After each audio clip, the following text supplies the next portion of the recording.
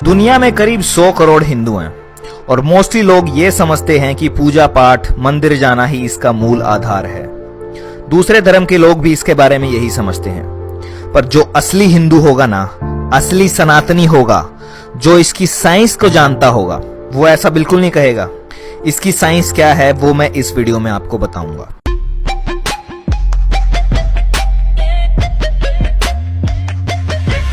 इसकी साइंस इतनी गहरी है कि दुनिया भर के बड़े बड़े क्वांटम फिजिसिस्ट, मॉडर्न साइंटिस्ट ने हिंदुइज्म के वेद उपनिषद पढ़े हैं, अध्ययन किया है, जिसमें एल्बर्ट आइंस्टाइन से लेके Niels Bohr, Erwin Schrödinger, Werner Heisenberg और निकोला टेस्ला का नाम भी आता है।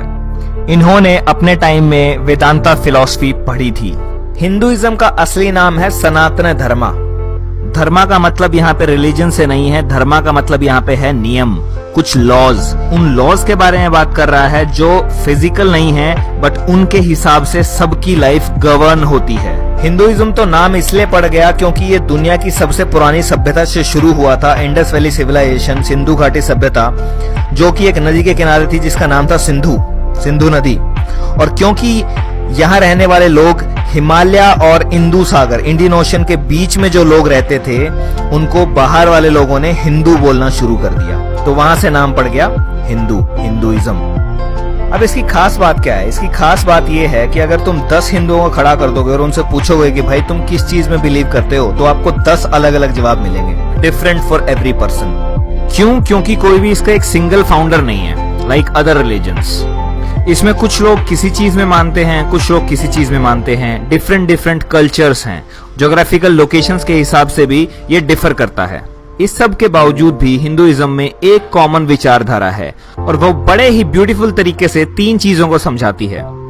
गॉड कौन है, इंडिविजुअल कौन है और ये वर्ल्ड क्या है। तो वो ऐसे है कि एक ब्राह्मण होता है, ब्राह्मण, इसको जाति वाला ब्राह्मण मत समझना, वो अलग है, वो कास्ट है।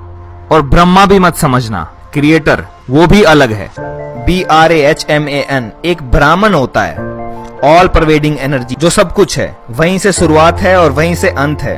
वो ना कभी आया और ना कभी गया, वो हमेशा है। ट्रू रियलिटी ऑफ थिंग्स, ये शेपलेस है, बॉडीलेस है, जेंडरलेस है, कलरलेस है। It can not be described, it can only be experienced. तो ये है ब्राह्मण, परमात्मन।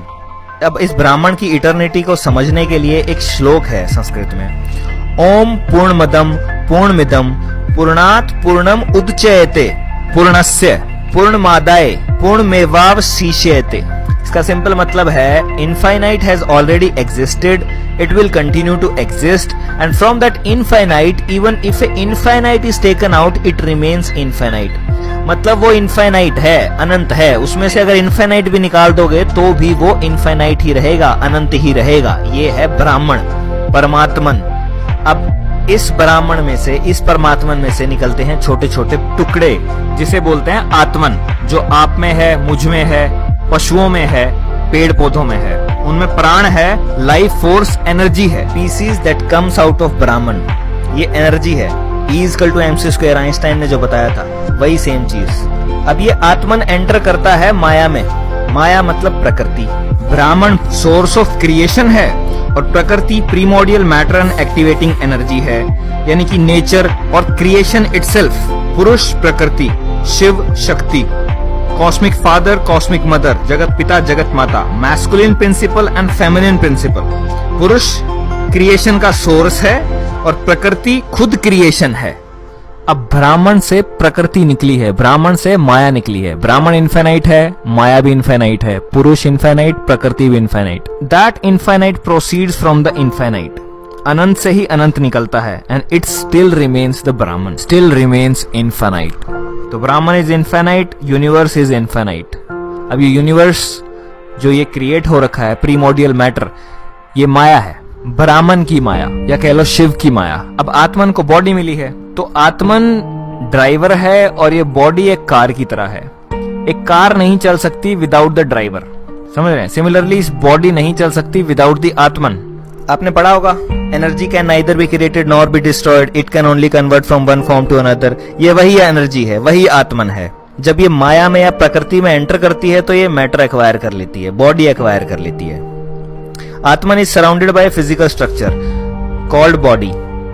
अब आत्मन अपने आप को रिवील करती है कॉन्शियसनेस के थ्रू, चेतना के थ्रू, और ये कॉन्शियसनेस या चेतना इंटरेक्ट करती है बॉडी के साथ, बॉडी इंटरेक्ट करती है माया के साथ, प्रकृति के साथ। और ये इंटरेक्शन होता है 3 तरीकों से, या सात्विक गुणों से, या राजसिक गुणों से, और या तामसिक गुणों से।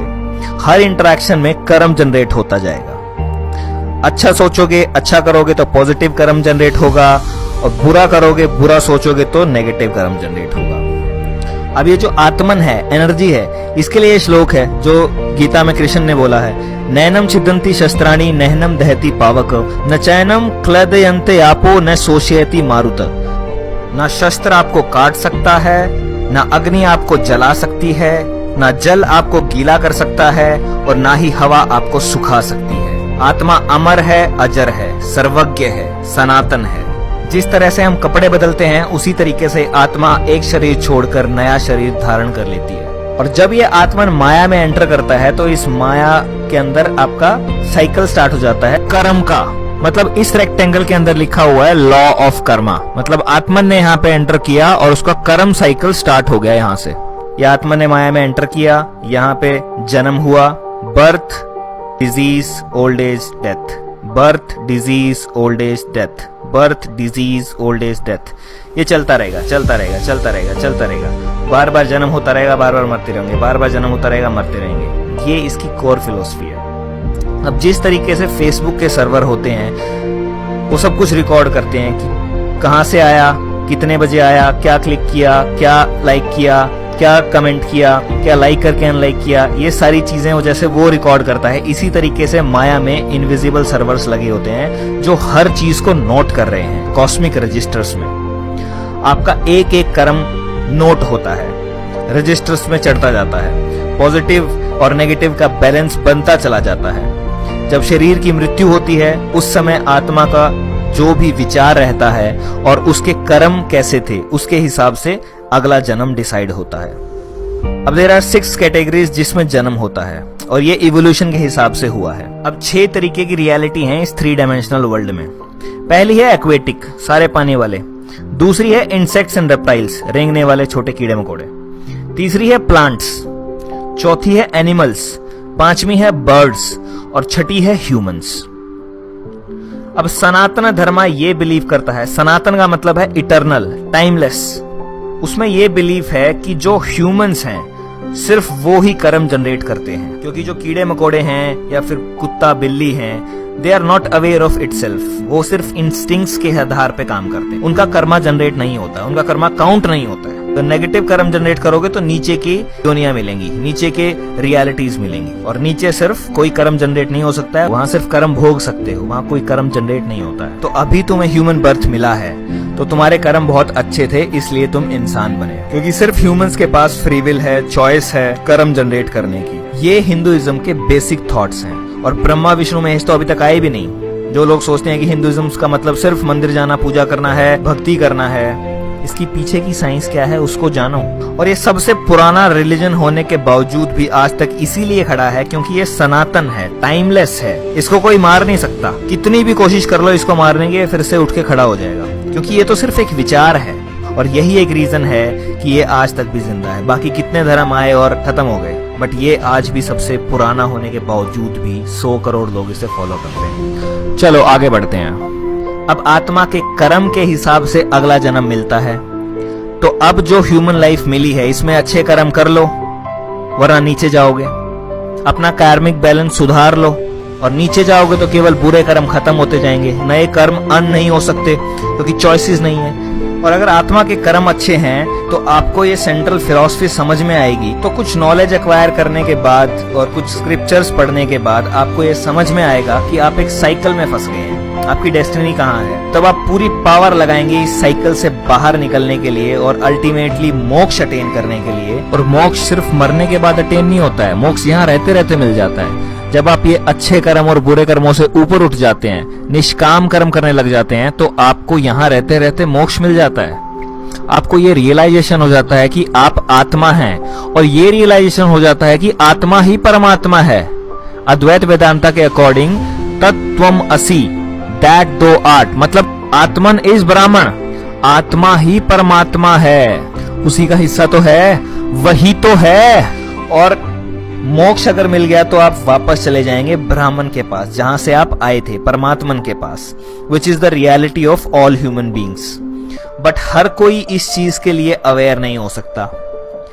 जो अवेयर नहीं हो सकता उनके लिए endless cycle of birth death चलता रहेगा। अब ये क्यों हो रहा है? बिकॉज दिस संसार, this world is a Maya, temporary material reality which confuses आत्मन। ये माया आत्मा को कंफ्यूज कर देती है, और ये टेम्परेरी मटेरियल रियलिटी है, ये सच्चाई नहीं है। माया का मतलब है दैट विच इज नॉट, जो है ही नहीं। और जो लोग इसे नहीं समझ पाते वो राजसिक और तामसिक कर्मों में बंध जाते हैं और अल्टीमेटली कोई मुक्ति नहीं मिलती उन्हें। अब एक तरफ तो ये चल रहा है, दूसरी तरफ ये यूनिवर्स खुद से क्रिएट होता है, नर्चर होता है और डिस्ट्रॉय होता है। This has been discovered by 21st century scientist. Big bang, universe expansion and then big crunch. But ये नॉलेज तो हिंदुओं ने 10,000 साल पहले निकाल दी थी कि यूनिवर्स क्रिएट होगा, एक्सपैंड होगा और अल्टीमेटली डिस्ट्रॉय हो जाएगा, अगेन क्रिएट होगा, एक्सपैंड होगा और अल्टीमेटली कोलैप्स हो जाएगा। माया हिस्सा है इस यूनिवर्स के बनने, बढ़ने और बिगड़ने का। संसार, माया, जो इस ब्रह्मांड के अंदर है, वो 4 साइकिल्स के अंदर चल रहा है। सतयुग, त्रेता युग, द्वापर युग, कलयुग, जिसकी रेशो 4:3:2:1 की है, कि जितना टाइम कलयुग का लगेगा उससे 4 गुना सतयुग का होगा, 3 गुना त्रेता का होगा और 2 गुना द्वापर का होगा। अब ये चक्रियां चल रही हैं, इन चक्रियों के अंदर आत्मन की चक्रियां चल रही हैं, लाइफ एंड डेथ की, life and death, life and death, life and death. तो 2 चीज कंटिन्यूअसली इसके अंदर साथ के साथ चल रही हैं। बड़ा युगा साइकिल चल रहा है, यूनिवर्स बन रहा है, बढ़ रहा है, बिगड़ रहा है, और साथ के साथ माया के अंदर आत्मन के साइकिल चल रहे हैं। एक और अच्छी इंफॉर्मेशन मैं आपको दे देता हूँ कि 2012 में ये कलियुगा खत्म हो चुका है और हम दोबारा से द्वापर, त्रेता और सतयुग की तरफ जा रहे हैं। और जो ये टाइम है 2012 से 2032 का, ये अवेकनिंग का टाइम है, जिसके अंदर इस प्लैनेट के ऊपर कॉन्शियसनेस के अंदर बहुत तगड़ा शिफ्ट आ रहा है, जिसकी वजह से लोग अवेक हो रहे हैं और लोग रियलाइज कर पा रहे हैं कि वो एक्चुअली में क्या है, आत्मन है।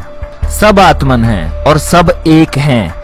चाहे आप किसी भी धर्म को मानने वाले हों, बट अल्टीमेटली हम सब एक हैं। यही एक रीजन है कि कभी भी हिंदुइज्म ने किसी को कन्वर्ट नहीं किया, क्योंकि वो जानते थे कन्वर्ट क्या करना, सब एक ही तो है। चाहे वो माने किसी भी चीज को, बट ट्रुथ को चेंज नहीं किया जा सकता, वो एक ही है। तो सिंपली ये बोल रहा है कि आपकी लाइफ आपके कर्म पे डिपेंड करती है, जैसे कर्म करोगे उसके हिसाब से आपको रिजल्ट मिल जाएंगे। अब इस कंसेप्ट के सिमिलर टर्म्स पे एक मूवी बनी है जिसका नाम है मैट्रिक्स, जिसने इस रियलिटी को ही क्वेश्चन कर दिया कि रियल क्या है, जिसके अंदर नियो, जिसका मतलब है 1, NEO, मॉर्फियस नियो को यही समझा रहा है पूरी मूवी में कि तुम एक एंडलेस साइकिल के अंदर फंस गए हो, तुम मैट्रिक्स में फंस गए हो, माया में फंस गए हो और इस साइकिल से निकलना है। तो जब नियो एनलाइटनमेंट अचीव करता है, वो गोलियों को रोक देता है अपनी तरफ आते हुए, सब कुछ कर देता है, वो पता नहीं ऐसी ऐसी चीजें कर सकता है जो ह्यूमनली पॉसिबल ही नहीं है, जो या तो कृष्णा ने अपने टाइम में की थी या राम ने अपने टाइम में की थी। और इस कंसेप्ट को समझने के बाद जब आप वो मैट्रिक्स मूवी देखेंगे तो आपको और क्लियरली समझ में आएगा कि ये कंसेप्ट भी और वो मूवी भी। तो एक संस्कृत में सेइंग है, ब्राह्मण सत्य जगत मिथ्या, means Brahman is real and this world which you experience through your senses is just myth।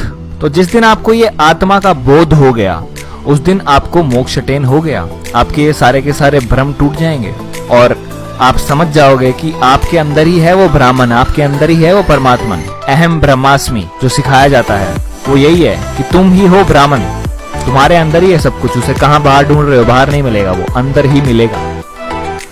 तो इसकी समरी क्या है? इसकी समरी है that you are a spiritual being having a temporary human experience here on earth. मतलब आप एक spiritual being हैं और टेम्परेरली इस धरती पे एक इंसानी रूप में अपने जीवन को जी रहे हैं। आप किसी रेस के नहीं हो, किसी देश के नहीं हो, किसी भेष के नहीं हो, you are just a part of that Brahman. अब मैं चाहता हूं कि आप हर किसी को जगाएं, हर किसी के साथ इस वीडियो को शेयर करें, और आपको क्या लगता है इस वीडियो के बारे में और इस फिलॉसफी के बारे में प्लीज कमेंट करके मुझे बताएं।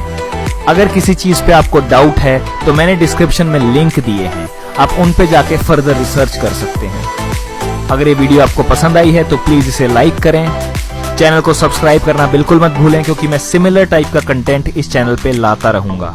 और सोए हुए लोगों को जगाता रहूंगा।